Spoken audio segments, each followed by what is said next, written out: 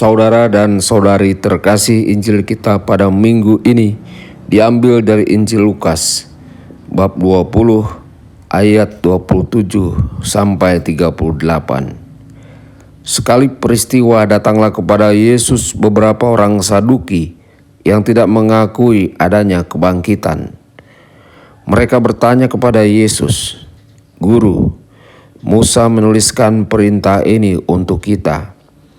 Jika seseorang yang mempunyai saudara laki-laki mati meninggalkan istrinya, tetapi tidak meninggalkan anak, maka saudaranya harus kawin dengan istrinya itu dan memberi keturunan bagi saudaranya. Adalah 7 orang bersaudara. Yang pertama kawin dengan seorang perempuan lalu mati tanpa meninggalkan anak. Lalu perempuan itu dikawini oleh yang kedua dan oleh yang ketiga, dan demikianlah berturut-turut oleh ke-7 saudara itu. Mereka semuanya mati tanpa meninggalkan anak. Akhirnya perempuan itu pun mati. Bagaimana sekarang dengan perempuan itu? Siapakah di antara orang-orang itu yang menjadi suaminya pada hari kebangkitan? Sebab ke-7-nya telah beristrikan dia." Jawab Yesus kepada mereka, "Orang-orang dunia ini kawin dan dikawinkan, tetapi mereka yang dianggap layak untuk mendapat bagian dalam dunia yang lain itu dan dalam kebangkitan dari antara orang mati tidak kawin dan tidak dikawinkan.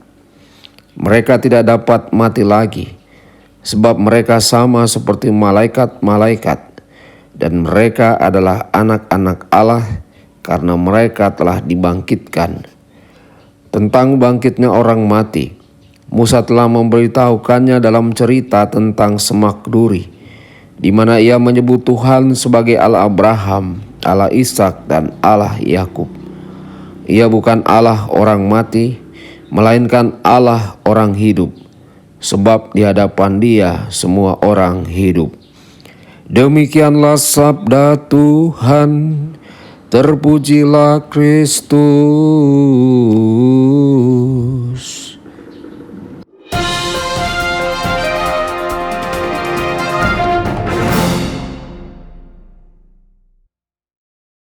Saudara dan saudari terkasih dimanapun Anda berada, jumpa lagi dengan saya Romo Tedens dalam saluran Warta Kabar Sukacita.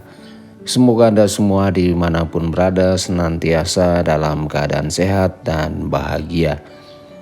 Hari ini beberapa orang Saduki mendekati Yesus dan bertanya, "Guru, Musa menuliskan perintah ini untuk kita. Jika seseorang yang mempunyai saudara laki-laki mati meninggalkan istrinya, tetapi tidak meninggalkan anak, maka saudaranya harus kawin dengan istrinya dan memberi keturunan bagi saudaranya." Orang Saduki mengajukan skenario lain kepada Yesus. Ada 7 orang bersaudara, kakak tertua menikah dan dia meninggal tanpa anak. Kakak kedua menikahi jandanya, lalu yang ketiga, dan seterusnya. Ke-7 bersaudara itu meninggalkan janda itu tanpa anak. Akhirnya janda itu juga meninggal. Saudara-saudari, pada titik ini orang Saduki bertanya kepada Yesus, "Pada saat kebangkitan orang mati, wanita ini akan menjadi istri siapa?" Tentu saja orang-orang itu mencoba menjebak Yesus.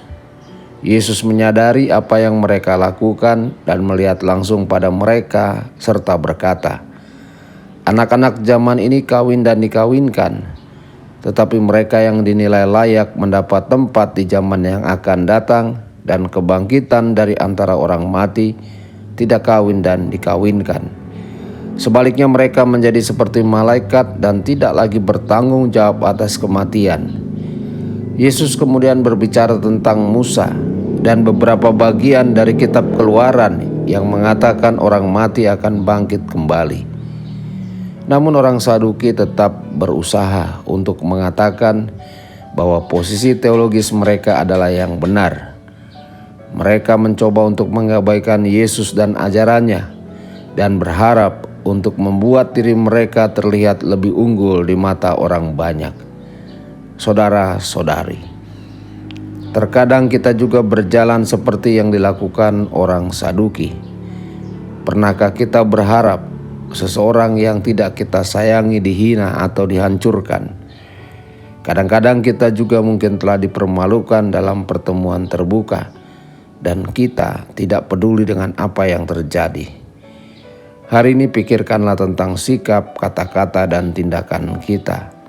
Seringkali apa yang terjadi akan terjadi. Berusahalah untuk tidak menghakimi siapapun hari ini.